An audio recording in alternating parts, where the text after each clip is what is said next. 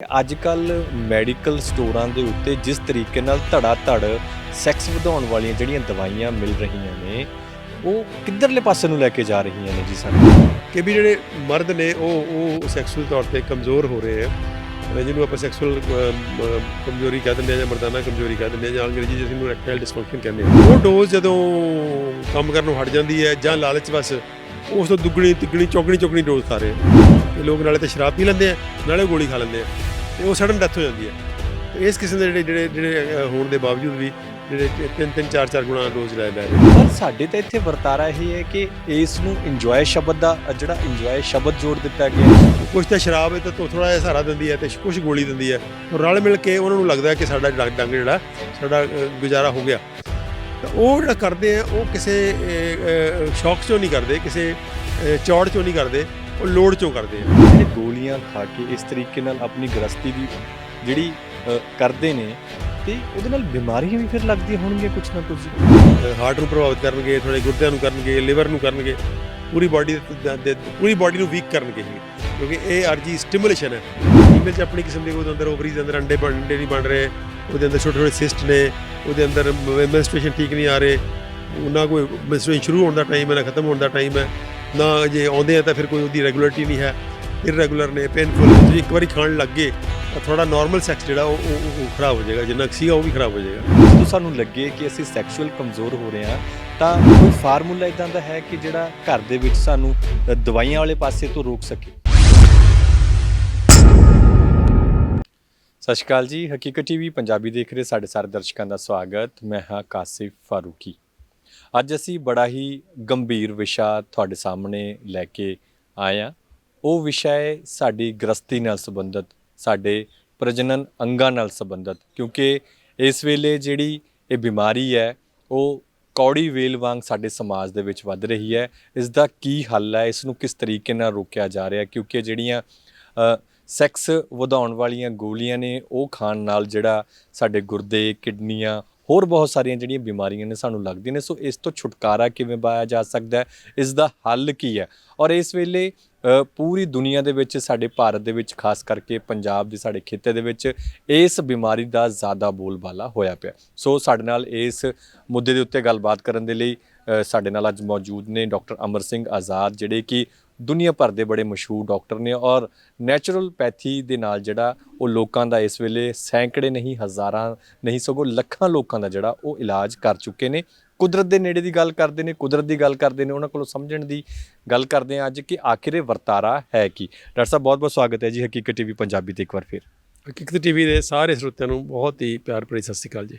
Doctor ਸਾਹਿਬ, ਮੇਰਾ ਸਭ ਤੋਂ ਪਹਿਲਾ ਸਵਾਲ ਇਹ ਹੈ ਕਿ ਅੱਜ-ਕੱਲ ਮੈਡੀਕਲ ਸਟੋਰਾਂ ਦੇ ਉੱਤੇ ਜਿਸ ਤਰੀਕੇ ਨਾਲ ਧੜਾ-ਧੜ ਸੈਕਸ ਵਧਾਉਣ ਵਾਲੀਆਂ ਜਿਹੜੀਆਂ ਦਵਾਈਆਂ ਮਿਲ ਰਹੀਆਂ ਨੇ, ਉਹ ਕਿੱਧਰਲੇ ਪਾਸੇ ਨੂੰ ਲੈ ਕੇ ਜਾ ਰਹੀਆਂ ਨੇ ਜੀ ਸਾਨੂੰ? ਕਾਸਿਫ, ਇਹ ਜਿਹੜਾ ਸਮੱਸਿਆ ਸੀ ਨਾ, ਇਹ ਨੋਟਿਸ 'ਚ ਆਈ ਮੇਰੇ 2010 9-10 ਦੀ ਗੱਲ ਹੈ, ਜਦੋਂ ਅਸੀਂ ਰਿਸਰਚ ਕਰ ਰਹੇ ਸੀਗੇ ਕਿ ਸਿਹਤ ਦੇ ਵਿਸ਼ਿਆਂ ਦੇ ਉੱਪਰ ਅਸੀਂ ਇੱਕ ਨਵਾਂ ਤਰੀਕਾ ਕੱਢਿਆ ਸੀ ਰਿਸਰਚ ਕਰਨ ਦਾ, ਜਿਹਨੂੰ ਅਸੀਂ ਕਹਿੰਦੇ ਸੀ ਕਮਿਊਨਿਟੀ ਰਿਸਰਚ। ਕਿ ਅਸੀਂ ਲੋਕਾਂ ਕੋਲ ਚਲ ਜਾਂਦੇ ਸੀਗੇ ਅਤੇ ਉਹਨਾਂ ਨੂੰ ਪੁੱਛਦੇ ਸੀਗੇ ਵੀ ਤੁਹਾਨੂੰ ਦੱਸੋ ਕੀ ਸਿਹਤ ਸਮੱਸਿਆਵਾਂ ਨੇ। ਅਤੇ ਉਹਦੇ ਜਿੱਥੇ ਸਾਨੂੰ ਸਰੀਰਕ ਬਿਮਾਰੀਆਂ ਦੀ ਅਸੀਂ ਕਰ ਰਹੇ ਸੀਗੇ ਖੋਜ, ਮਾਨਸਿਕ ਬਿਮਾਰੀਆਂ ਬਾਰੇ ਗੱਲ ਕਰ ਰਹੇ ਸੀ, ਉੱਥੇ ਸਾਨੂੰ ਦੂਜੀ ਗੱਲ ਜਿਹੜੀ ਸਾਹਮਣੇ ਆਈ ਕਿ ਜਿਹੜੀ ਸਾਡੇ ਪ੍ਰਜਨਨ ਅੰਗ ਨੇ ਉਹ ਵੀ ਕਮਜ਼ੋਰ ਹੋ ਰਹੇ ਆ। ਜਿੱਦਾਂ ਸਾਡੇ ਸਰੀਰ ਕਮਜ਼ੋਰ ਹੋ ਰਹੇ ਆ, ਸਰੀਰ ਬਿਮਾਰ ਹੋ ਰਹੇ ਆ, ਜਿੱਦਾਂ ਸਾਡਾ ਮਨ ਬਿਮਾਰ ਹੋ ਰਿਹਾ ਬਹੁਤ ਜ਼ਿਆਦਾ, ਉਹਦੇ ਸਾਡਾ ਜਿਹੜੇ ਸੈਕਸੁਅਲ ਅੰਗ ਨੇ, ਜਿਹੜੇ ਸਾਡੀ ਪ੍ਰਜਨਨ ਅੰਗ ਨੇ, ਉਹ ਵੀ ਬਹੁਤ ਬੁਰੀ ਤਰ੍ਹਾਂ ਬਿਮਾਰ ਹੋ ਰਹੇ ਆ। ਔਰ ਉਹਦੇ 'ਚ ਜਿਹੜੀਆਂ ਅਲਾਮਤਾਂ ਸਾਨੂੰ ਸਮਝ ਆਈਆਂ, ਜਿਹੜੀਆਂ ਕੁਛ ਤਾਂ ਈਜ਼ੀਲੀ ਸਮਝ ਆ ਗਈਆਂ, ਜਿਹੜੀਆਂ ਕਿ ਪ੍ਰਜਨਨ ਅੰਗ ਕਿਵੇਂ ਹੋ ਰਹੇ ਨੇ। ਲੇਕਿਨ ਇੱਕ ਗੱਲ ਦੀ ਜਿਹੜੀ ਸਾਨੂੰ ਨਹੀਂ ਸੀ ਹੋ ਰਹੀ ਕਨਫਰਮ, ਕਿ ਵੀ ਜਿਹੜੇ ਮਰਦ ਨੇ ਉਹ ਸੈਕਸੁਅਲ ਤੌਰ 'ਤੇ ਕਮਜ਼ੋਰ ਹੋ ਰਹੇ ਆ, ਜਿਹਨੂੰ ਆਪਾਂ ਸੈਕਸੁਅਲ ਕਮਜ਼ੋਰੀ ਕਹਿ ਦਿੰਦੇ ਆ ਜਾਂ ਮਰਦਾਨਾ ਕਮਜ਼ੋਰੀ ਕਹਿ ਦਿੰਦੇ ਆ, ਜਾਂ ਅੰਗਰੇਜ਼ੀ 'ਚ ਅਸੀਂ ਨੂੰ ਇਰੈਕਟਾਈਲ ਡਿਸਫੰਕਸ਼ਨ ਕਹਿੰਦੇ ਆ, ED ਕਹਿ ਦਿੰਦੇ ਆ। ਤਾਂ ਉਹ ਇੱਕ ਮੋਟਾ ਤਾਂ ਸਾਨੂੰ ਸਮਝ ਆ ਗਈ ਸੀ ਬਹੁਤ ਜ਼ਿਆਦਾ ਵੱਧ ਰਹੀ ਆ। ਲੇਕਿਨ ਕਿੰਨੀ ਕੁ ਵੱਧ ਰਹੀ ਆ ਉਹਦਾ ਮੈਗਨੀਚਿਊਡ ਸਮਝਣ ਲਈ ਕੋਈ ਸਾਨੂੰ ਰਾਹ ਨਹੀਂ ਸੀ ਲੱਭ ਰਿਹਾ, ਕਿਉਂਕਿ ਕੋਈ ਵੀ ਬੰਦਾ ਆਪਣੀ ਸੈਕਸ ਦੀ ਕਮਜ਼ੋਰੀ ਬਾਰੇ ਗੱਲ ਨਹੀਂ ਕਰਦਾ। ਇੰਨਾ ਇਹ ਵਿਸ਼ਾ ਜਿਹਨੂੰ ਕਹਿੰਦੇ ਆ ਉਹ ਸੈਂਸਿਟਿਵ ਹੈ ਕਿ ਤੁਸੀਂ ਕਿਸੇ ਬੰਦੇ ਨੂੰ ਪੁੱਛ ਲਓ, ਆਪਣੇ ਕਲੋਜ਼ੈਸਟ ਫਰੈਂਡ ਨੂੰ ਵੀ ਨਹੀਂ ਦੱਸਦਾ ਵੀ ਮੈਨੂੰ ਆਹ ਪ੍ਰੋਬਲਮ ਹੈ। ਉਹ ਵਿੱਚ ਕੁੜੀ ਜਾਂਦਾ ਅਤੇ ਲੇਕਿਨ ਦੱਸਦਾ ਨਹੀਂ ਕਿਸੇ ਨੂੰ। ਉਹ ਸਾਨੂੰ ਜਿਹੜੀ ਇਹ ਦਿੱਕਤ ਆਈ ਉਹਦੇ ਲਈ ਫਿਰ ਉਹਦਾ ਦਿੱਕਤ ਅਸੀਂ ਉਹਦਾ ਹੱਲ ਲੱਭਿਆ ਕਿ ਕਿਉਂਕਿ ਹੁਣ ਕੁਝ ਦਵਾਈਆਂ ਆ ਗਈਆਂ ਹੋਈਆਂ ਜਿਹੜੀਆਂ ਕਿ ਆਰਜੀ ਤੌਰ 'ਤੇ ਇਹਦਾ ਸਕੂਨ ਦਿੰਦੀਆਂ ਨੇ ਇੱਕ ਦਿਨ ਲਈ। ਤਾਂ ਉਹ ਜਦੋਂ ਅਸੀਂ ਸੋਚਿਆ ਵੀ ਚਲੋ ਕੈਮਿਸਟਾਂ ਤੋਂ ਪੁੱਛੋ।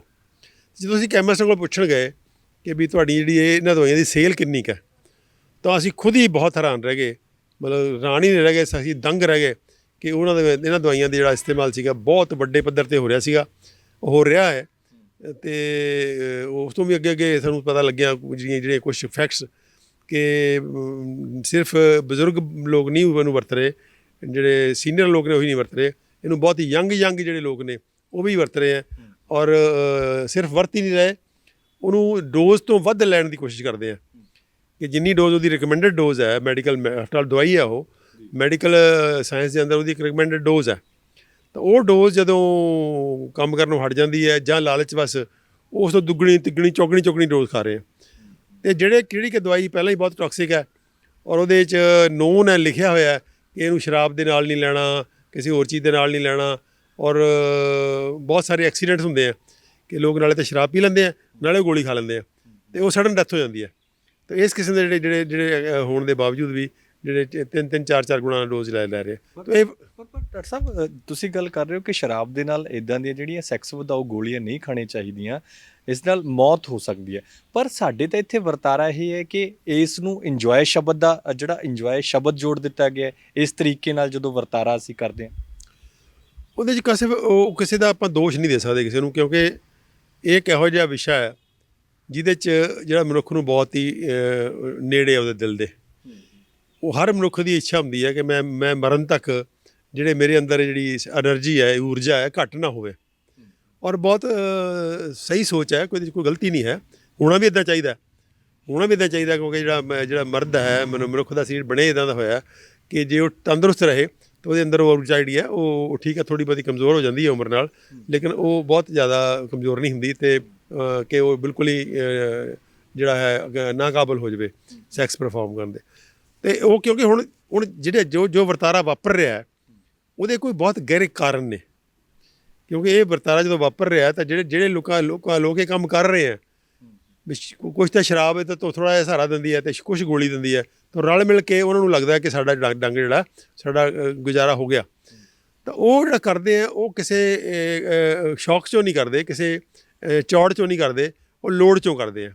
ਸਵਾਲ ਤਾਂ ਸਾਨੂੰ ਜਿਹੜਾ ਸੋਚਣ ਦੀ ਗੱਲ ਹੈ ਕਿ ਇਹਦੀ ਲੋੜ ਆਫਟਰ ਆਲ ਕਿਉਂ ਪੈ ਰਹੀ ਹੈ, ਉਹਦੀ ਜੜ੍ਹ ਨੂੰ ਅਸੀਂ ਫੜੀਏ। ਕਿਉਂਕਿ ਅਸੀਂ ਅਗਰ ਇੱਦਾਂ ਦੋਸ਼ ਦੇਵਾਂਗੇ ਲੋਕਾਂ ਨੂੰ ਤਾਂ ਉਹਦੇ 'ਚੋਂ ਕੁਛ ਪੱਲੇ ਨਹੀਂ ਪੈਣਾ ਸਾਡੇ, ਕਿਉਂਕਿ ਦੋਸ਼ ਇੱਕ ਵਿਅਕਤੀ ਨੂੰ ਦੇ ਦੋਗੇ, ਦੋ ਨੂੰ ਦੇ ਦੋਗੇ, ਲੇਕਿਨ ਜਦੋਂ ਹਰ ਵਿਅਕਤੀ ਦਾ ਇਹ ਇੱਕ ਬਹੁਤ ਸੈਂਸਿਟਿਵ ਵਿਸ਼ਾ ਹੈ, ਹਰ ਵਿਅਕਤੀ ਇਹ ਚਾਹੁੰਦਾ ਕਿ ਉਹ ਆਪਣੀ ਗ੍ਰਸਤੀ ਦੇ ਅੰਦਰ ਉਹਦੀ ਜਿਹੜੀ ਊਰਜਾ ਕਮਜ਼ੋਰ ਨਾ ਹੋਵੇ, ਤਾਂ ਕੁਦਰਤੀ ਗੱਲ ਹੈ ਫਿਰ ਉਹਦੇ 'ਚ ਜਿਹੜੇ ਲਾਲਚ ਕਰਦੇ ਲੋਕ ਉਹ ਫੀਮ ਖਾ ਲੈਣਗੇ ਜਾਂ ਨਾਲ ਸ਼ਰਾਬ ਪੀ ਲੈਣਗੇ ਅਤੇ ਨਾਲ ਗੋਲੀ ਖਾ ਲੈਣਗੇ। ਅਤੇ ਇਸ ਕਿਸਮ ਦਾ ਵਰਤਾਰਾ ਜਿਹੜਾ ਹੈ ਉਹ ਆਮ ਹੋ ਗਿਆ, ਜਿਹੜਾ ਕਿ ਨਹੀਂ ਹੋਣਾ ਚਾਹੀਦਾ। ਕਿਉਂਕਿ ਜੇ ਤੁਸੀਂ ਇੱਕ ਵਰਤਾਰਾ ਲੈ ਲਿਆ ਅਤੇ ਉਹਦਾ ਤੁਹਾਨੂੰ ਕੋਈ ਨੁਕਸਾਨ ਹੋ ਗਿਆ ਤਾਂ ਉਹ ਫਿਰ ਬਹੁਤ ਵੱਡਾ ਉਹਦੀ ਕੀਮਤ ਹੈ ਨਾ, ਇੰਨੀ ਵੱਡੀ ਕੀਮਤ ਜਿਹੜੀ ਹੈ ਉਹ ਨਹੀਂ ਹੋਣੀ ਚਾਹੀਦੀ ਇਹੋ ਜਿਹੇ ਕੰਮ ਦੀ। ਤਾਂ ਛੋਟੀ ਜਿਹੀ ਗਲਤੀ ਹੈ ਅਤੇ ਉਹਦਾ ਬਦਲ ਜਿਹੜਾ ਉਹ ਸਾਨੂੰ ਮੈਡੀਕਲ ਪ੍ਰੋਫੈਸ਼ਨ ਨੂੰ ਜਾਂ ਸਮਾਜ ਨੂੰ ਦੇਣਾ ਚਾਹੀਦਾ, ਅਤੇ ਸਮਾਜ ਨੂੰ ਸੋਚਣਾ ਚਾਹੀਦਾ ਕਿ ਉਹਦੇ ਅੰਦਰ ਜਿਹੜੇ ਇਹ ਭੈੜ ਹੈ ਉਹਦੀਆਂ ਜੜ੍ਹਾਂ ਕਿੱਥੇ ਨੇ, ਅਤੇ ਉਸ ਜੜ੍ਹਾਂ ਜੇ ਅਗਰ ਹੈਗੀਆਂ ਨੇ ਤਾਂ ਫਿਰ ਉਹਦਾ ਹੱਲ ਕੀ ਹੈ। ਅਤੇ ਫਿਰ ਡਾਕਟਰ ਸਾਹਿਬ ਸਾਨੂੰ ਜ਼ਰਾ ਇਹ ਵੀ ਸਮਝਾਓਗੇ ਕਿ ਜਦੋਂ ਇਸ ਤਰ੍ਹਾਂ ਦਾ ਵਰਤਾਰਾ ਜਿਹੜੇ ਗੋਲੀਆਂ ਖਾ ਕੇ ਇਸ ਤਰੀਕੇ ਨਾਲ ਆਪਣੀ ਗ੍ਰਸਤੀ ਦੀ ਜਿਹੜੀ ਕਰਦੇ ਨੇ ਅਤੇ ਉਹਦੇ ਨਾਲ ਬਿਮਾਰੀਆਂ ਵੀ ਫਿਰ ਲੱਗਦੀਆਂ ਹੋਣਗੀਆਂ ਕੁਛ ਨਾ ਕੁਛ ਜੀ। ਬਿਲਕੁਲ ਬਿਮਾਰੀਆਂ ਲੱਗਦੀਆਂ ਨੇ। ਇੱਕ ਤਾਂ ਉਹਦੀ ਐਡਿਕਸ਼ਨ ਹੋ ਜਾਂਦੀ ਹੈ, ਆਦਤ ਪੈ ਜਾਂਦੀ ਹੈ। ਜੋ ਤੁਸੀਂ ਇੱਕ ਵਾਰੀ ਖਾਣ ਲੱਗ ਗਏ ਤਾਂ ਤੁਹਾਡਾ ਨਾਰਮਲ ਸੈਕਸ ਜਿਹੜਾ ਉਹ ਖਰਾਬ ਹੋ ਜਾਏਗਾ, ਜਿੰਨਾ ਸੀਗਾ ਉਹ ਵੀ ਖਰਾਬ ਹੋ ਜਾਏਗਾ। ਦੂਜੀ ਗੱਲ ਇਹ ਕਿਉਂਕਿ ਟੌਕਸਿਕ ਡਰੱਗਸ ਨੇ ਤੁਹਾਡੀ ਇਨਰ ਆਰਗਨ ਨੂੰ ਪ੍ਰਭਾਵਿਤ ਕਰਨਗੇ, ਤੁਹਾਡੀਆਂ ਨਾੜਾਂ ਨੂੰ ਪ੍ਰਭਾਵਿਤ ਕਰਨਗੇ, ਤੁਹਾਡੇ ਜਿਹੜਾ ਹੈ ਹਾਰਟ ਨੂੰ ਪ੍ਰਭਾਵਿਤ ਕਰਨਗੇ, ਤੁਹਾਡੇ ਗੁਰਦਿਆਂ ਨੂੰ ਕਰਨਗੇ, ਲਿਵਰ ਨੂੰ ਕਰਨਗੇ, ਪੂਰੀ ਬਾਡੀ ਨੂੰ ਵੀਕ ਕਰਨਗੇ ਇਹ, ਕਿਉਂਕਿ ਇਹ ਆਰਜੀ ਸਟਿਮੂਲੇਸ਼ਨ ਹੈ ਔਰ ਆਰਜੀ ਸਟਿਮੂਲੇਸ਼ਨ ਜਦੋਂ ਹੋਏਗੀ ਤਾਂ ਉਸ ਤੋਂ ਬਾਅਦ ਫਿਰ ਉਹਦਾ ਜਿਹੜਾ ਪ੍ਰਭਾਵ ਹੈ ਸਾਰੇ ਅੰਗਾਂ 'ਤੇ ਪਏਗਾ। ਔਰ ਨੋਨ ਹੈ ਉਹਦੇ ਪ੍ਰਭਾਵ ਨੋਨ ਨੇ ਲਿਖੇ ਵੀ ਹੋਏ ਹੈ, ਉਹਦੇ ਜਿਹੜੀ ਦਵਾਈ ਹੈ ਉਹ ਜਿਹੜਾ ਲੀਫਲੈਟ ਹੈ, ਪੈਂਫਲੇਟ, ਉਹਦੇ ਵਿੱਚ ਲਿਖੇ ਵੀ ਹੋਏ ਹੈ ਕਿ ਇੱਦਾਂ ਦੇ ਦੁਰਪ੍ਰਭਾਵ ਹੈਗੇ ਆ। ਤਾਂ ਬਹੁਤ ਸਾਰੇ ਦੁਰਪ੍ਰਭਾਵ ਹੋ ਰਹੇ, ਲੰਬੀ ਇੱਕ ਲਿਸਟ ਹੈ ਦੁਰਪ੍ਰਭਾਵਾਂ ਦੀ। ਉਹਦੇ ਤੋਂ ਚੇਤਨ ਰਹਿਣਾ ਚਾਹੀਦਾ ਔਰ ਇਹੋ ਜਿਹੇ ਤਰੀਕੇ ਨੂੰ ਸੰਭਲ ਕੇ ਵਰਤਣਾ ਚਾਹੀਦਾ। ਫਿਰ ਡਾਕਟਰ ਸਾਹਿਬ ਜਿਹੜਾ ਇਸ ਤਰੀਕੇ ਨਾਲ ਜਿਨ੍ਹਾਂ ਨੂੰ ਐਡਿਕਸ਼ਨ ਹੋਈ ਹੈ ਤੇ ਉਹ ਛੱਡ ਸਕਦੇ ਨੇ ਜੀ, ਤੇ ਉਹ ਉਸੇ ਤਰੀਕੇ ਨਾਲ ਆਪਣੀ ਗ੍ਰਸਤੀ ਬਤੀਤ ਕਰ ਸਕਦੇ ਨੇ, ਗ੍ਰਸਤੀ ਵਾਲਾ ਜੀਵਨ ਹੈ ਜਿਹੜਾ। ਕੋਈ ਬਦਲ ਤੁਹਾਡੀ ਨਜ਼ਰ ਦੇ ਵਿੱਚ ਹੈ ਇਸ ਦਾ? ਜਦੋਂ ਆਪਾਂ ਬਦਲ ਦੀ ਗੱਲ ਕਰਦੇ ਹਾਂ ਤਾਂ ਬਦਲ ਦੀ ਗੱਲ ਮੇਰੇ ਖਿਆਲ ਪਹਿਲਾਂ ਤਾਂ ਇਹ ਕਰਨੀ ਚਾਹੀਦੀ ਵੀ ਇਹਦਾ ਜੜ ਕਿੱਥੇ ਆ। ਕਿਉਂਕਿ ਕੱਲਾ ਇਹ ਨਹੀਂ ਹੋ ਰਿਹਾ, ਜਿਹੜਾ ਪ੍ਰਜਨਨ ਅੰਗ ਕਮਜ਼ੋਰ ਹੋ ਰਹੇ ਹੈ ਉਹ ਕੱਲਾ ਰੈਕਟਾਈਲ ਡਿਸਫੰਕਸ਼ਨ ਨਹੀਂ ਹੋ ਰਿਹਾ ਹੈ, ਸਪਰਮ ਕਾਊਂਟ ਫਾਲ ਕਰ ਰਿਹਾ ਬਹੁਤ ਤੇਜ਼ੀ ਨਾਲ। ਜਿਹੜਾ ਤੁਹਾਡੀ ਜਿਹੜੀ ਸ਼ੁਕਰਾਣੂਆਂ ਦੀ ਗਿਣਤੀ ਹੈ ਉਹ ਤੁਹਾਡੀ ਚੌਥੇ ਪੰਜਵੇਂ ਹਿੱਸੇ ਤੇ ਆ ਗਈ ਹੈ ਆਪਾਂ ਅੱਜ ਤੋਂ 50 ਸਾਲ ਪਹਿਲਾਂ ਤੋਂ। ਫਿਰ ਉਹਦੇ ਅੰਦਰ ਸ਼ੁਕਰਾਣੂ ਮਰੇ ਹੋਏ ਬਹੁਤ ਨੇ, ਉਹਦੇ ਸ਼ੁਕਰਾਣੂ ਐਬਨੋਰਮਲ ਬਹੁਤ ਨੇ। ਜੇ ਉਹ ਪ੍ਰੈਗਨੈਂਸੀ ਕਰਨਗੇ ਤਾਂ ਐਬਨੋਰਮਲ ਬੱਚਾ ਹੋਏਗਾ। ਫਿਰ ਥੋੜੀ ਫੀਮੇਲ ਦੇ ਅੰਦਰ ਜਾਓ ਤਾਂ ਉਹਦੇ 'ਚ ਪੋਲੀਸਿਸਟਿਕ ਓਵੇਰੀਅਨ ਡਿਜ਼ੀਜ਼ ਹੈ, ਅੰਡਾ ਨਹੀਂ ਬਣ ਰਿਹਾ, ਮੈਂਸਸ ਨਹੀਂ ਠੀਕ ਆ ਰਹੇ। ਜਿੱਦਾਂ ਹਨੇਰੀ ਇਹ ਮੇਲ 'ਚ ਆਈ ਹੋਈ ਹੈ ਇਸ ਵੀਕਨੈਸ ਦੀ, ਉਹਦਾ ਫੀਮੇਲ 'ਚ ਵੀ ਹੈ। ਫੀਮੇਲ 'ਚ ਆਪਣੀ ਕਿਸਮ ਦੇ ਹੈ, ਫੀਮੇਲ 'ਚ ਆਪਣੀ ਕਿਸਮ ਦੇ ਉਹਦੇ ਅੰਦਰ ਓਵਰੀ ਦੇ ਅੰਦਰ ਅੰਡੇ ਨਹੀਂ ਬਣ ਰਹੇ, ਉਹਦੇ ਅੰਦਰ ਛੋਟੇ ਛੋਟੇ ਸਿਸਟ ਨੇ, ਉਹਦੇ ਅੰਦਰ ਮੈਨਸਟ੍ਰੇਸ਼ਨ ਠੀਕ ਨਹੀਂ ਆ ਰਹੇ, ਨਾ ਕੋਈ ਮੈਨਸਟ੍ਰੇਸ਼ਨ ਸ਼ੁਰੂ ਹੋਣ ਦਾ ਟਾਈਮ ਹੈ ਨਾ ਖਤਮ ਹੋਣ ਦਾ ਟਾਈਮ ਹੈ, ਨਾ ਜੇ ਆਉਂਦੇ ਆ ਤਾਂ ਫਿਰ ਕੋਈ ਉਹਦੀ ਰੈਗੂਲਰਿਟੀ ਨਹੀਂ ਹੈ, ਇਰਰੈਗੂਲਰ ਨੇ, ਪੇਨਫੁਲ ਨੇ। ਤਾਂ ਉਹ ਇਹਦਾ ਪੂਰਾ ਸੈਕਸੁਅਲ ਸਿਸਟਮ ਜਿਹੜਾ ਡਿਸਟਰਬ ਹੋ ਰਿਹਾ ਅਤੇ ਉਹਦੇ ਨਾਲ ਜਿਹੜੇ ਅੰਗ ਡਿਸਟਰਬ ਹੋ ਰਹੇ ਤੇ ਨਾਲ ਹਾਰਮੋਨਸ, ਕਿਉਂਕਿ ਇਹਨਾਂ ਨੂੰ ਚੱਲਦਾ ਰੱਖਣ ਲਈ ਸਾਡੇ ਕੋਲ ਜਿਹੜੇ ਕੈਮੀਕਲਸ ਨੇ ਬਾਡੀ ਕੋਲ, ਉਹਨੂੰ ਅਸੀਂ ਕਹਿੰਦੇ ਹਾਰਮੋਨਸ, ਸੈਕਸ ਹਾਰਮੋਨਸ। ਮੇਲ ਦਾ ਸੈਕਸ ਹਾਰਮੋਨ ਟੈਸਟੋਸਟੀਰੋਨ ਹੈ ਅਤੇ ਫੀਮੇਲ ਦਾ ਈਸਟ੍ਰੋਜਨ ਪ੍ਰੋਜੈਸਟਰੋਨ ਹੈ। ਤਾਂ ਉਹ ਜਿਹੜੇ ਹਾਰਮੋਨਸ ਨੇ ਜਦੋਂ ਉਹ ਡਿਸਟਰਬ ਹੋ ਰਹੇ ਹੈ ਤਾਂ ਉਹਦੇ ਕਰਕੇ ਇਹ ਸਾਰੀਆਂ ਚੀਜ਼ਾਂ ਹੋ ਰਹੀਆਂ ਨੇ। ਉਹ ਨੈਚੁਰਲ ਜਿਹੜੇ ਹਾਰਮੋਨਸ ਨੇ ਉਹ ਡਿਸਟਰਬ ਹੋ ਰਹੇ ਆ, ਉਹਦੇ ਕਾਰਨ ਹੋ ਰਹੀਆਂ ਨੇ। ਇੱਕ ਤਾਂ ਜੜ ਫੜਨੀ ਚਾਹੀਦੀ ਹੈ। ਤੇ ਫਿਰ ਬਚਾਏ ਜਾ ਸਕਦੇ ਨੇ ਜੀ ਡਿਸਟਰਬ ਹੋਣ ਤੋਂ ਡਾਕਟਰ ਸਾਹਿਬ? ਬਿਲਕੁਲ ਬਚਾਏ ਜਾ ਸਕਦੇ ਨੇ, ਕਿਉਂਕਿ ਅਸੀਂ ਪਿਛਲੇ 60 ਸਾਲਾਂ 'ਚ ਜੋ ਗਲਤੀਆਂ ਕੀਤੀਆਂ ਨੇ, ਜੋ ਅਸੀਂ ਹਵਾ ਨੂੰ ਪ੍ਰਦੂਸ਼ਿਤ ਕੀਤਾ, ਜੋ ਅਸੀਂ ਪਾਣੀ ਨੂੰ ਪ੍ਰਦੂਸ਼ਿਤ ਕੀਤਾ, ਜੋ ਸਾਡੇ ਖੇਤੀ ਦੇ ਅੰਦਰ ਜ਼ਹਿਰ ਅਸੀਂ ਪਾਏ ਹੈ, ਜੋ ਸਾਡੇ ਆਲੇ ਦੁਆਲੇ ਹੋਰ ਹਰ ਕਿਸਮ ਦੇ ਜ਼ਹਿਰ ਆ ਗਏ। ਇੰਡਸਟਰੀ ਨੇ ਸਾਡੇ ਦਰਿਆ ਪ੍ਰਦੂਸ਼ਿਤ ਕਰਤੇ ਹੈ।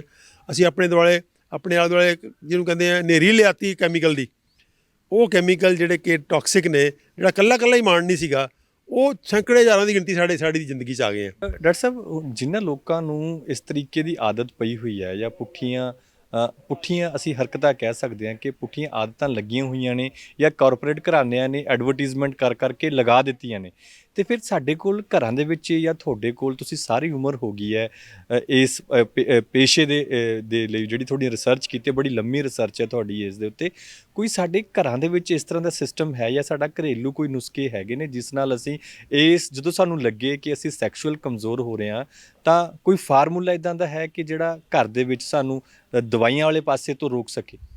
ਜੀ ਬਿਲਕੁਲ ਕਾਸਿਫ, ਇਹ ਸਾਡੀ ਮੈਂ ਸਮਝਦਾ ਕਿ ਇਹ ਖੁਸ਼ਕਿਸਮਤੀ ਹੈ ਕਿ ਸਾਡੇ ਕੋਲ ਅਜੇ ਫੂਡ ਸਾਡੇ ਹੱਥ 'ਚ ਹੈ। ਅਮਰੀਕਾ ਵਰਗੇ ਮੁਲਕ ਦੇ ਅੰਦਰ ਕਾਰਪੋਰੇਟ ਨੇ ਫੂਡ 'ਤੇ ਕਬਜ਼ਾ ਕਰ ਲਿਆ ਹੋਇਆ। ਉਹ ਜਲਦੀ ਤੁਹਾਨੂੰ ਉਹਨਾਂ ਦੀ ਜੋ ਕਾਰਪੋਰੇਟ ਡਿਸਾਈਡ ਕਰਦਾ ਤੁਹਾਨੂੰ ਉਹੀ ਖਾਣਾ ਪੈਂਦਾ। ਲੇਕਿਨ ਹਿੰਦੁਸਤਾਨ ਦੇ ਵਿੱਚ ਅੱਜ ਵੀ ਅਸੀਂ ਕਿਸਾਨਾਂ ਦੇ 'ਤੇ ਨਿਰਭਰ ਹਾਂ। ਕਿਸਾਨਾਂ ਤੋਂ ਅਸੀਂ ਚਾਹੀਏ ਤਾਂ ਜੋ ਮਰਜ਼ੀ ਉਗਵਾ ਸਕਦੇ ਹਾਂ। ਅਸੀਂ ਕਿਸਾਨਾਂ ਨੂੰ ਕਹੀਏ ਵੀ ਸਾਨੂੰ ਆਹ ਚੀਜ਼ ਚਾਹੀਦੀ ਹੈ, ਔਰਗੈਨਿਕ ਚਾਹੀਦੀ ਹੈ, ਆਹ ਸ਼ੁੱਧ ਚਾਹੀਦੀ ਹੈ, ਆਹ ਫਲ ਚਾਹੀਦਾ, ਆਹ ਸਬਜ਼ੀ ਚਾਹੀਦੀ ਹੈ, ਆਹ ਚੀਜ਼ ਚਾਹੀਦੀ, ਉਹ ਸਾਨੂੰ ਉਗਾ ਕੇ ਦੇ ਦੇਣਗੇ। ਫਿਰ ਉਹਨੂੰ ਸਿਰਫ ਉਹਨਾਂ ਦੀ ਰੋਜ਼ੀ ਰੋਟੀ ਚੱਲਣੀ ਚਾਹੀਦੀ ਹੈ। ਉਹ ਸਾਡੀ ਖੁਸ਼ਕਿਸਮਤੀ ਹੈ ਜਿਹਨੂੰ ਬਚਾਉਣ ਲਈ ਕਿਸਾਨ ਸੰਘਰਸ਼ ਲੜ ਰਹੇ ਹੈ ਕਿ ਇਹ ਸਾਡੀ ਇੰਡੀਪੈਂਡੈਂਸ, ਇਹ ਸਾਡੀ ਆਜ਼ਾਦੀ ਕਾਇਮ ਰਹਿਣੀ ਚਾਹੀਦੀ ਹੈ। ਤਾਂ ਮੈਂ ਸਮਝਦਾ ਕਿ ਇਹ ਅਸੀਂ ਸਾਰੇ ਜੇ ਅਗਰ ਕਿਸਾਨਾਂ ਦੇ ਨਾਲ ਰਲ ਜਾਈਏ ਤਾਂ ਕਮ ਸੇ ਕਮ ਆਪਣੇ ਫੂਡ ਦੇ ਉੱਪਰ ਕੰਟਰੋਲ ਰੱਖੀਏ। ਇਹ ਫੂਡ ਹੀ ਸਾਨੂੰ ਬਚਾਏਗਾ, ਕਿਉਂਕਿ ਜੇ ਇਹ ਖਾਣਾ ਵੀ ਸਾਡੇ ਹੱਥੋਂ ਚਲਾ ਗਿਆ ਫਿਰ ਕੋਈ ਹੱਲ ਨਹੀਂ ਹੈ। ਫਿਰ ਤਾਂ ਅਸੀਂ ਉਹਨਾਂ ਦੇ ਰਹਿਮੋ ਕਰਮ 'ਤੇ ਹੋ ਜਾਵਾਂਗੇ ਵੀ ਠੀਕ ਹੈ, ਟੀਕਾਕਰਨ ਕਰਾਓ ਅਤੇ ਦਵਾਈਆਂ ਖਾਓ ਅਤੇ ਬੜੇ ਹਸਪਤਾਲਾਂ 'ਚ ਜਾਓ, ਸਾਰੀ ਉਮਰ ਕਮਾਓ ਅਤੇ ਮੁੜ ਕੇ ਉਹਨਾਂ ਨੂੰ ਦੇ ਕੇ ਮਰ ਜਾਓ। ਤਾਂ ਉਹ ਜਿਹੜਾ ਸਿਸਟਮ ਹੈ ਉਹ ਕਿਤੇ ਨਾ ਕਿਤੇ ਫਿਰ ਉਹਨਾਂ ਦੇ ਹੱਥ 'ਚ ਆ ਰਿਹਾ ਲਗਾਤਾਰ। ਤਾਂ ਅੱਜ ਅਜੇ ਵੇਲਾ ਹੈ, ਜੇ ਅਸੀਂ ਸੰਭਲ ਜਾਈਏ ਤਾਂ ਸਾਡੇ ਕੋਲ, ਜੇਕਰ ਅਸੀਂ ਖਾਣਾ ਬਚਾ ਜਾਈਏ ਆਪਣਾ, ਅਤੇ ਖਾਣਾ ਅਗਰ ਸ਼ੁੱਧ ਕਰ ਜਾਈਏ, ਖਾਣਾ ਅਸੀਂ ਸਿਹਤਮੰਦ ਕਰ ਜਾਈਏ, ਜਿਹਦੇ 'ਤੇ ਆਪਾਂ ਲਗਾਤਾਰ ਕੰਮ ਕਰ ਰਹੇ ਹਾਂ ਕਿ ਜੇ ਖਾਣਾ ਠੀਕ ਹੋਵੇ ਤਾਂ ਬਿਮਾਰੀਆਂ ਨਹੀਂ ਲੱਗਦੀਆਂ। ਕਿਉਂਕਿ ਜਿਹੜੀ ਆਪਾਂ ਈਡੀ ਦੀ ਗੱਲ ਕਰ ਰਹੇ ਹਾਂ, ਜਿਹੜੀ ਇਸ ਕਮਜ਼ੋਰੀ ਦੀ, ਸੈਕਸ ਦੀ ਕਮਜ਼ੋਰੀ ਦੀ, ਉਹ ਕਿਤੇ ਨਾ ਕਿਤੇ ਬਿਮਾਰੀਆਂ ਨਾਲ ਵੀ ਜੁੜੀ ਹੋਈ ਹੈ। ਜਿਹੜਾ ਬੰਦਾ ਫਿਜ਼ੀਕਲੀ ਬਿਮਾਰ ਹੈ ਜਾਂ ਮੈਂਟਲੀ ਬਿਮਾਰ ਹੈ, ਉਹ ਸੈਕਸ਼ੁਅਲੀ ਵੀ ਕਮਜ਼ੋਰ ਹੋਏਗਾ। ਕਿਉਂਕਿ ਇਹ ਤਿੰਨੇ ਚੀਜ਼ਾਂ ਅਲੱਗ-ਅਲੱਗ ਨਹੀਂ ਹੈਗੀਆਂ, ਇਹ ਤਿੰਨੇ ਇੱਕ ਸਿਹਤ ਦਾ ਹਿੱਸਾ ਨੇ। ਜੇ ਮੈਂ ਫਿਜ਼ੀਕਲੀ ਤਕੜਾ, ਜੇ ਮੈਂ ਮੈਂਟਲੀ ਖੁਸ਼ ਹਾਂ, ਤਾਂ ਹੀ ਮੈਂ ਸੈਕਸ਼ੁਅਲੀ ਠੀਕ ਰਹੂੰਗਾ। ਜੇ ਮੈਂ ਫਿਜ਼ੀਕਲੀ, ਮੈਨੂੰ ਸ਼ੂਗਰ ਹੋਈ ਵੀ ਹੈ, ਮੈਨੂੰ BP ਹੋਈ ਵੀ ਹੈ, ਮੈਨੂੰ ਮੋਟਾਪਾ ਹੈ, ਮੈਨੂੰ ਆਟੋਇਮਿਊਨ ਡਿਸਆਰਡਰ ਹੈ, ਮੈਨੂੰ ਅਸਥਮਾ ਦੀ ਬਿਮਾਰੀ ਹੈ, 50 ਮੈਨੂੰ ਬਿਮਾਰੀਆਂ ਲੱਗੀਆਂ ਹੋਈਆਂ ਨੇ ਅਤੇ 50 ਬਿਮਾਰੀਆਂ ਦੇ 50 ਗੋਲੀਆਂ ਖਾ ਰਿਹਾ, ਅਤੇ ਕਿਵੇਂ ਆਪਾਂ ਐਕਸਪੈਕਟ ਕਰ ਸਕਦੇ ਤੁਸੀਂ ਸੈਕਸ਼ੁਅਲੀ ਠੀਕ ਹੋਵੋਗੇ? ਸੋ ਉਹ ਸਾਰੇ ਦਾ ਜਿਹੜਾ ਇਲਾਜ ਹੈ ਕਿ ਅਸੀਂ ਫਿਜ਼ੀਕਲੀ ਬਿਮਾਰ ਨਾ ਰਹੀਏ। ਜੇ ਬਿਮਾਰ ਨਹੀਂ ਹੈਗੇ ਤਾਂ ਐਡੀ ਸਾਡੀ ਤੰਦਰੁਸਤ ਸਿਹਤ ਹੋਵੇ ਕਿ ਸਾਨੂੰ ਕੋਈ ਬਿਮਾਰੀ ਨਾ ਲੱਗੇ। ਜਿਹਨੂੰ ਨਿੱਕੇ ਜ਼ੁਕਾਮ ਤੋਂ ਡਰੀ ਜਾਂਦੇ ਅਸੀਂ, ਜੋ ਪਿਛਲੇ 1.5 ਸਾਲ ਤੋਂ ਜ਼ੁਕਾਮ ਤੋਂ ਡਰਾ ਕੇ ਸਾਡੀ ਅਸੀਂ ਤਾਂ ਅਸੀਂ ਫਿਰ ਰੱਖੀ ਹੈ। ਠੀਕ ਹੈ, ਜ਼ੁਕਾਮ ਹੈ ਨਾ, ਜੇ ਤੁਸੀਂ ਜ਼ੁਕਾਮ ਤੋਂ ਡਰਾਤਾ ਅੱਗੇ ਤਾਂ ਬੜੀਆਂ ਭਿਅੰਕਰ ਬਿਮਾਰੀਆਂ ਪਈਆਂ ਨੇ, ਹਾਰਟ ਅਟੈਕ ਹੈ, ਕੈਂਸਰ ਹੈ, ਕਿੰਨੀਆਂ ਬਿਮਾਰੀਆਂ ਨੇ। ਤਾਂ ਉਹ ਜਿਹੜਾ ਸਾਡੇ ਕੋਲ ਤਰੀਕਾ ਹੈ ਜਿਹੜਾ ਬਚਣ ਦਾ, ਬਿਮਾਰੀਆਂ ਤੋਂ ਬਚਣ ਦਾ, ਉਹ ਹੈ ਸਾਡੇ ਕੋਲ ਸਾਡਾ ਫੂਡ ਸਿਸਟਮ। ਕਿ ਫੂਡ ਅਗਰ ਠੀਕ ਕਰ ਲਈਏ ਆਪਾਂ, ਜਿਹਨੂੰ ਆਪਾਂ ਕਹਿੰਦੇ ਪਲਾਂਟ ਬੇਸਡ ਹੋਲ ਫੂਡ, ਠੀਕ ਵਧੀਆ ਖਾਈਏ, ਜਿੱਦਾਂ ਖੇਤਾਂ 'ਚੋਂ ਪੈਦਾ ਹੋ ਕੇ ਆ ਰਿਹਾ ਉੱਦਾਂ ਖਾਈਏ। ਹੁਣ ਕੀ ਕਰਦੀ ਹੈ ਇੰਡਸਟਰੀ, ਜਿਹੜੀ ਖੇਤਾਂ 'ਚੋਂ ਆਪ ਚੱਕ ਕੇ ਪਹਿਲਾਂ ਲੈ ਜਾਂਦੀ ਹੈ, ਫਿਰ ਉਹਨੂੰ ਮੋਡੀਫਾਈ ਕਰਕੇ, ਜ਼ਹਿਰੀਲਾ ਕਰਕੇ, ਉਹਦਾ ਜਾਨ ਸਾਹ ਸੱਤ ਕੱਢ ਕੇ ਸਾਨੂੰ ਮੋੜ ਦਿੰਦੀ ਹੈ। ਚਾਹੇ ਉਹ ਚੀਨੀ ਦੀ ਸ਼ਕਲ 'ਚ ਮੋੜ ਦਿੰਦੀ ਹੈ, ਚਾਹੇ ਉਹ ਰਿਫਾਈਨਡ ਆਇਲ ਦੀ ਸ਼ਕਲ 'ਚ ਮੋੜ ਦਿੰਦੀ ਹੈ, ਜਾਂ ਜਿਹੜੇ ਭਾਂਤ ਦੇ ਡਿੱਬਾ ਬੰਦ ਫੂਡ ਪਏ ਹੈ, ਜਿਹੜੇ ਫੂਡ ਦੇ ਨਾਂ ਦੇ ਧੋਖਾ ਨੇ। ਤਾਂ ਉਹ ਸਾਰੇ ਦਾ ਸਾਰਾ ਵਰਤਾਰਾ ਜਿਹੜਾ ਕਿਤੇ ਨਾ ਕਿਤੇ ਅਸੀਂ ਉਹਨੂੰ ਰੋਕੀਏ, ਤਾਂ ਕਿ ਅਸੀਂ ਸਿਹਤਮੰਦ ਫੂਡ ਖਾਈਏ। ਜੇ ਬਿਮਾਰ ਹਾਂ ਤਾਂ ਅਸੀਂ ਬਿਮਾਰ ਨਾ ਰਹੀਏ, ਨਾ ਸਾਨੂੰ ਕਿਸੇ ਹਾਰਟ ਅਟੈਕ ਦਾ ਡਰ ਹੋਵੇ, ਨਾ ਸਾਨੂੰ ਕਿਸੇ ਕੈਂਸਰ ਦਾ ਡਰ ਹੋਵੇ, ਨਾ ਸਾਨੂੰ ਕਿਸੇ ਕਰੋਨਾ ਦਾ ਡਰ ਹੋਵੇ। ਔਰ ਇਹ ਸੰਭਵ ਹੈ, ਸੰਭਵ ਹੈ, ਇਹ ਅਸੰਭਵ ਨਹੀਂ ਹੈ। ਮੇਰਾ ਅਗਲਾ ਸਵਾਲ ਵੀ ਤੁਹਾਡੇ ਕੋਲ ਹੋਈ ਸੀ ਵੀ ਅਗਰ ਇਦਾਂ ਦਾ ਤੁਹਾਡੇ ਕੋਲ ਯੋਜਨਾ ਹੈਗੀ, ਇਦਾਂ ਦਾ ਪਲਾਨ ਹੈਗਾ, ਤੇ ਫਿਰ ਤੁਸੀਂ ਕਹਿ ਰਹੇ ਹੋ ਕਿ ਨਾ ਸਾਨੂੰ ਕੈਂਸਰ ਦਾ ਡਰ, ਨਾ ਸਾਨੂੰ ਸੈਕਸ਼ੂਅਲ ਪ੍ਰੋਬਲਮਸ ਦਾ ਡਰ, ਨਾ ਸਾਨੂੰ ਸਿਰ ਦਰਦ ਦਾ ਡਰ, ਨਾ ਸਾਨੂੰ ਹਾਰਟ ਅਟੈਕ ਦਾ ਡਰ, ਨਾ ਸਾਨੂੰ ਬੀਪੀ ਦਾ ਡਰ, ਤੇ ਫਿਰ ਸਾਡੇ ਭੋਜਨ ਦੇ ਵਿੱਚ ਮੈਂ ਤਾਂ ਇਹ ਮੰਨਦਾ ਕਿ ਤੁਸੀਂ ਜੜ ਫੜ ਲਈ ਹੈ ਕਿ ਸਾਡੇ ਬੇਸਿਕਲੀ ਪ੍ਰੋਬਲਮ ਭੋਜਨ ਦੇ ਵਿੱਚ ਹੈ। ਤੇ ਫਿਰ ਕਿਹੜੀਆਂ ਚੀਜ਼ਾਂ ਨੂੰ ਅਸੀਂ ਮੋٹے ਤੌਰ ਤੇ ਮਾਈਨਸ ਕਰ ਸਕਦੇ ਹਾਂ ਆਪਣੀ ਰਸੋਈ ਚੋਂ ਡਾਕਟਰ ਸਾਹਿਬ? ਪਹਿਲੀ ਗੱਲ ਤਾਂ ਸਭ ਤੋਂ ਜ਼ਿਆਦਾ ਜ਼ਰੂਰੀ ਹੈ ਕਿ ਅਸੀਂ ਬਿਨਾਂ ਰੇਹ ਸਪਰੇ ਤੋਂ ਖਾਣਾ ਉਗਾਉਣਾ ਸਿੱਖੀਏ ਅਤੇ ਕਿਸਾਨਾਂ ਨੂੰ ਅਪਣਾਈਏ। ਆਪਣਾ ਇੱਕ ਫੈਮਿਲੀ ਕਿਸਾਨ ਹੋਣਾ ਬਹੁਤ ਜ਼ਰੂਰੀ ਹੈ। ਫੈਮਿਲੀ ਡਾਕਟਰ ਹੋਵੇ ਨਾ ਹੋਵੇ, ਫੈਮਿਲੀ ਕਿਸਾਨ ਹੋਣਾ ਬਹੁਤ ਜ਼ਰੂਰੀ ਹੈ। ਕਿ ਆਪਣੇ ਹਰ ਫੈਮਿਲੀ ਰਲ ਕੇ 5-7-10 ਫੈਮਿਲੀ ਰਲ ਕੇ ਕਿਸਾਨ ਅਡਾਪਟ ਕਰ ਲਓ। ਉਹਨੂੰ ਕਹੋ ਵੀ ਭਾਈ ਸਾਹਿਬ ਤੇਰੀ ਰੋਜ਼ੀ ਰੋਟੀ ਸਾਡੇ ਕੋਲੇ ਆ, ਅਸੀਂ ਤੇਰੀ ਗਰੰਟੀ ਦਿੰਦੇ ਹਾਂ, ਤੈਨੂੰ ਘਾਟਾ ਪਵੇ ਵਾਧਾ ਹੋਵੇ ਤਾਂ ਅਸੀਂ ਤੈਨੂੰ ਆਹ ਇੰਨੀ ਇਨਕਮ ਤੇਰੀ ਤੇਰੇ ਪਰਿਵਾਰ ਨੂੰ ਚਾਹੀਦੀ, ਜਦ ਨੂੰ ਮਿਲੂਗੀ ਵੀ ਸਾਨੂੰ ਤਾਂ ਆਹ ਚੀਜ਼ਾਂ ਉਗਾ ਕੇ ਦੇ। ਕਿਸਾਨ ਨੂੰ ਕੀ ਚਾਹੀਦਾ? ਕਿਸਾਨ ਤਾਂ ਪਹਿਲੇ ਤੰਗ ਹੈ ਸਰਕਾਰ ਤੋਂ, ਉਹ ਕਹੂਗਾ ਬੱਲੇ ਬੱਲੇ, ਉਹਦੀ ਤਾਂ ਬੱਲੇ ਬੱਲੇ ਆ। ਉਹਨੂੰ ਸਰਕਾਰ ਜਾ ਕੇ ਵਿਚਾਰਾ ਦਿੱਲੀ ਧੱਕੇ ਖਾਂਦੇ ਫਿਰਦੇ ਆ ਉਹ, ਅਤੇ ਉਹ ਕਹੂਗਾ ਮੈਨੂੰ ਕੀ ਲੋੜ ਦਿੱਲੀ ਧੱਕੇ ਖਾਣ ਦੀ, ਮੈਂ ਆਪਣੇ ਪਿੰਡ ਬੈਠੂੰਗਾ ਟੌਰ ਨਾਲ, ਨਾਲੇ ਪੁੰਨ ਦਾ ਪੁੰਨ, ਨਾਲੇ ਫਲੀ ਦੇ ਫਲੀਆਂ, ਅਤੇ ਮੈਂ ਕਿਸੇ ਨੂੰ ਚੰਗਾ ਖਵਾਊਂਗਾ ਅਤੇ ਮੈਨੂੰ ਪੁੰਨ ਵੀ ਤਾਂ ਲੱਗੇਗਾ, ਅਤੇ ਨਾਲ ਮੇਰੀ ਰੋਜ਼ੀ ਰੋਟੀ ਚੱਲੇਗੀ, ਅਤੇ ਨਾਲੇ ਸਿਕਿਉਰ ਹੈ। ਅਗਲੇ ਗਰੰਟੀ ਦੇਣ ਨੂੰ ਤਿਆਰ ਨੇ ਵੀ ਤੇਰੀ ਕੱਲ੍ਹ ਨੂੰ ਫਸਲ ਖਰਾਬ ਹੋ ਜੇ, ਮੀਂਹ ਪੈ ਜੇ, ਕਣੀ ਪੈ ਜੇ, ਤੂਫਾਨ ਆ ਜੇ, ਅਸੀਂ ਤੈਨੂੰ ਪੈਸੇ ਦੇਵਾਂਗੇ ਅਤੇ ਤੂੰ ਸਾਨੂੰ ਤਾਂ ਬੜੇ ਆਰਾਮ ਨਾਲ ਮੰਨ ਜਾਏਗਾ ਕਿਸਾਨ। ਤੇ ਫਿਰ ਡਾਕਟਰ ਸਾਹਿਬ ਤੁਹਾਡੇ ਨਾਲ ਜਿਹੜਾ ਸੰਪਰਕ ਹੈ ਕਿਵੇਂ ਕੀਤਾ ਜਾ ਸਕਦਾ? ਅਗਰ ਇਦਾਂ ਦਾ ਕੋਈ ਪਲਾਨ ਤੁਹਾਡੇ ਕੋਲ ਲੈ ਕੇ ਆਉਂਦਾ ਹੈ ਜਾਂ ਸਾਡੇ ਨਾਲ ਇਦਾਂ ਦੇ ਲੋਕ ਜੁੜਦੇ ਨੇ ਪੰਜਾਬ ਦੇ ਵਿੱਚ ਅਜਿਹੀਆਂ ਨਾਮੁਰਾਦ ਬਿਮਾਰੀ ਨੂੰ ਖਤਮ ਕਰਨ ਵਾਸਤੇ, ਇੱਕ ਜਿਹੜਾ ਅਸੀਂ ਮੁਹਿੰਮ ਵਿੱਢੀ ਹੋਈ ਹੈ। ਮੈਂ ਪਹਿਲਾਂ ਵੀ ਇੱਕ ਵਾਰੀ ਅਪੀਲ ਕਰ ਚੁੱਕਿਆ, ਮੈਂ ਦੁਬਾਰਾ ਅਪੀਲ ਕਰਦਾ ਸਾਰੇ ਸੁਣਨ ਵਾਲਿਆਂ ਨੂੰ ਕਿ ਜਿਹੜਾ ਵੀ ਵਿਅਕਤੀ ਇਸ ਬਾਰੇ ਜਾਣਨਾ ਚਾਹੁੰਦਾ ਕਿ ਡਾਈਟ ਦੇ ਨਾਲ, ਖੁਰਾਕ ਦੇ ਨਾਲ, ਅਤੇ ਜਿਹੜੇ ਅਸੀਂ ਹੋਲਿਸਟਿਕ ਹੈਲਥ ਦੇ 5 ਚੀਜ਼ਾਂ ਕਹਿੰਦੇ ਹਾਂ, diet, medicinal plants, exercise, mind management ਅਤੇ ਪੈਥੀਆਂ ਦੀ ਹੈਲਪ, ਇਹ 5 ਨੂੰ ਰਲਾ ਕੇ ਇੱਕ ਬਹੁਤ ਹੀ ਕਮਾਲ ਦੇ ਸਿੱਟੇ ਨੇ। ਕਿਸੇ ਵੀ ਬਿਮਾਰੀ ਨੂੰ ਤੁਸੀਂ ਹੱਥ ਪਾ ਸਕਦੇ ਹੋ, ਕੋਈ ਵੀ ਬਿਮਾਰੀ ਠੀਕ ਕਰ ਸਕਦੇ ਹੋ, ਜਿੰਨੀ ਮਰਜ਼ੀ ਉਹ ਭਿਅੰਕਰ ਤੋਂ ਭਿਅੰਕਰ ਹੋਵੇ। 20 ਦਵਾਈਆਂ, 25 ਦਵਾਈਆਂ ਖਾਣ ਵਾਲੇ ਮਰੀਜ਼ਾਂ ਦੀਆਂ ਦਵਾਈਆਂ ਛੁੱਟ ਰਹੀਆਂ ਨੇ, ਔਰ ਐਸੇ ਸਾਨੂੰ ਖੁਦ ਹੀ ਮਰੀਜ਼ ਹੈਰਾਨ ਕਰ ਦਿੰਦੇ ਆ। ਰੋਜ਼ ਹੀ ਇੱਕ ਦੋ ਮਰੀਜ਼ ਇਹੋ ਜਿਹੇ ਆਉਂਦੇ ਆ ਜਿਹੜੇ ਸਾਰੀਆਂ ਦਵਾਈਆਂ ਇੱਕਦਮ ਛੱਡ ਦਿੰਦੇ ਆ, ਔਰ ਫਿਰ ਵੀ ਕੁਛ ਨਹੀਂ ਹੁੰਦਾ। ਅਸੀਂ ਤਾਂ ਕਹਿੰਦੇ ਹੌਲੀ ਹੌਲੀ ਛੱਡੋ, ਅਸੀਂ ਤਾਂ ਸਮਝਾ ਕੇ ਭੇਜਦੇ ਹਾਂ ਵੀ ਐਂ ਛੱਡਿਓ ਤਾਂ ਅਸੀਂ ਤਾਂ ਡਰਦੇ ਆਪ ਹਾਂ ਵੀ ਕੋਈ ਮਰੀਜ਼ ਨੂੰ ਕੁਛ ਹੋ ਗਿਆ ਸਾਡੇ ਗੱਲ ਨਾ ਪਵੇ। ਅਸੀਂ ਤਾਂ ਉਹਨੂੰ ਡਰ ਕੇ ਕਹਿੰਦੇ ਹਾਂ ਵੀ ਤੂੰ 3 ਮਹੀਨੇ ਦਾ ਪ੍ਰੋਗਰਾਮ ਬਣਾ ਦਿੰਦੇ ਇਹਨੂੰ, ਵੀ 3 ਮਹੀਨੇ ਛੱਡ ਲਈ ਦਵਾਈ। ਉਹ 2 ਹਫ਼ਤਿਆਂ ਬਾਅਦ ਛੱਡ ਕੇ ਆ ਕੇ ਸਾਡੇ ਕੋਲ ਆਉਂਦਾ, ਉਹਦੀ ਸ਼ੂਗਰ ਵੀ ਠੀਕ ਹੈ, ਮੇਰਾ ਬੀਪੀ ਵੀ ਠੀਕ ਹੈ, ਸਾਰਾ ਕੁਛ ਠੀਕ ਹੈ। ਤਾਂ ਉਹ ਇਸ ਕਿਸਮ ਦਾ ਜਿਹੜਾ ਡਾਈਟ ਪਲਾਨ ਹੈ ਸਾਡਾ, ਜਿਹੜਾ ਵੀ ਸੁਣਨ ਵਾਲੇ ਸਰੋਤਿਆਂ 'ਚੋਂ ਜਿਹੜਾ ਉਹਦੇ ਨਾਲ ਕਨਵਿੰਸਡ ਹੈ ਜਾਂ ਉਹਦੇ ਬਾਰੇ ਜਾਣਨਾ ਚਾਹੁੰਦਾ ਹੈ, ਉਹ ਮੇਰੇ ਨਾਲ ਸੰਪਰਕ ਕਰੇ, ਸਾਡੇ ਸੈਂਟਰ ਨਾਲ ਸੰਪਰਕ ਕਰੇ, ਅਤੇ ਇਹਨੂੰ ਅਸੀਂ ਅੱਗੇ ਵਧਾਉਣ 'ਚ ਸਾਡੇ ਨਾਲ ਸਹਾਈ ਹੋਵੇ, ਸਾਡੀ ਟੀਮ ਦਾ ਪਾਰਟ ਬਣੇ। ਸਾਡੇ ਲਈ ਇਹ ਫੀਲਡ ਖੁੱਲ੍ਹਾ, ਅਸੀਂ ਕੋਈ ਇਹਦੇ 'ਤੇ ਵਪਾਰ ਨਹੀਂ ਕਰਨਾ। ਅਸੀਂ ਸਿਰਫ ਉਨੀਆਂ ਕੁ ਫੀਸਾਂ ਰੱਖੀਆਂ ਹੋਈਆਂ ਜਿਹਦੇ ਨਾਲ ਸਾਡੇ ਖਰਚੇ ਚੱਲਦੇ ਰਹਿਣ, ਅਤੇ ਅਸੀਂ ਜਿਹੜੇ ਵੀ ਸੈਂਟਰ ਖੋਲਾਂਗੇ ਉਹ ਇਸੇ ਸਪਿਰਿਟ ਨਾਲ ਖੋਲਾਂਗੇ। ਕੋਈ ਵਪਾਰ ਨਹੀਂ ਹੈ। ਵਪਾਰ ਮਤਲਬ ਸੱਚਾ ਸੌਦਾ ਹੈ ਕਿ ਉੱਥੇ ਜਿਹੜਾ ਬੰਦਾ ਕੰਮ ਕਰੇਗਾ ਉਹਦਾ ਤਾਂ ਰੋਜ਼ੀ ਰੋਟੀ ਨਿਕਲਣੀ ਚਾਹੀਦੀ ਹੈ ਨਾ। ਅਸੀਂ ਉਹਨਾਂ ਕੀ 'ਚ ਵਪਾਰ ਕਰਾਂਗੇ ਜਿਹਦੇ ਨਾਲ ਉੱਥੇ ਕੰਮ ਕਰਨ ਵਾਲਿਆਂ ਦੀ ਰੋਜ਼ੀ ਰੋਟੀ ਚੱਲਦੀ ਰਹੇ, ਤਾਂ ਕਿ ਉਹ ਇੰਪਲੋਇਮੈਂਟ ਵੀ ਜਨਰੇਟ ਕਰਨੀ ਅਸੀਂ। ਅਤੇ ਉਹਦੇ 'ਚ ਕਿਸੇ ਕਿਸਮ ਦਾ ਕੋਈ ਵਿਅਕਤੀਗਤ ਵਪਾਰ ਦੀ ਕੋਈ ਇਰਾਦਾ ਨਹੀਂ ਹੈ ਕਿਸੇ ਦਾ ਕਿ ਮੈਂ ਵਿਅਕਤੀਗਤ ਤੌਰ 'ਤੇ ਬਹੁਤ ਅਮੀਰ ਹੋਣਾ। ਜਿੰਨੇ ਸਾਡੇ ਬੰਦੇ ਨਾਲ ਜੁੜ ਰਹੇ ਹਾਂ, ਅਸੀਂ ਇਹੋ ਜਿਹੇ ਬੰਦੇ ਜੋੜਦੇ ਹੀ ਨਹੀਂ ਜਿਹੜਾ ਵਿਅਕਤੀਗਤ ਤੌਰ 'ਤੇ ਬਹੁਤ ਅਮੀਰ ਹੋਣ ਦਾ ਇੱਛੁਕ ਹੋਵੇ।